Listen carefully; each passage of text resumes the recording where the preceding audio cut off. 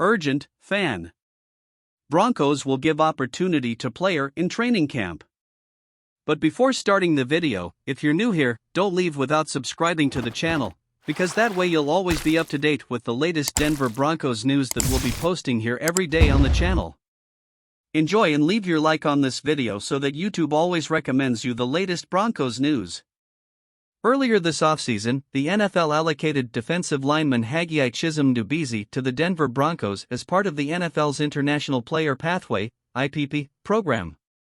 As part of the program, the 22-year-old Nigerian lineman will not count against the 90-man offseason roster limit this summer.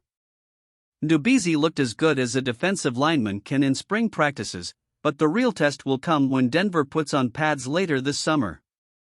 Payton said after organized team activities wrapped up last week that Ndubuisi has looked good so far, but his real opportunity will come during training camp.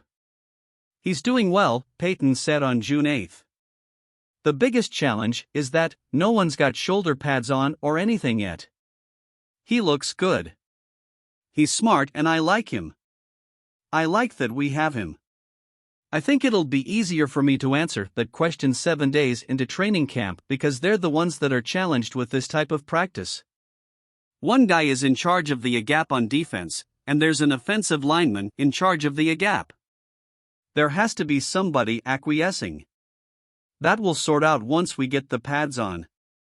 If he looks good in pads and ends up making the team, Ndubuisi will count against the 53-man roster this season. In the meantime, he won't count against the offseason roster, giving him some security at least for the summer. Now it's up to the young defensive lineman to take advance of his opportunity. So, fan, in his opinion, does Ndubuisi deserve a professional opportunity?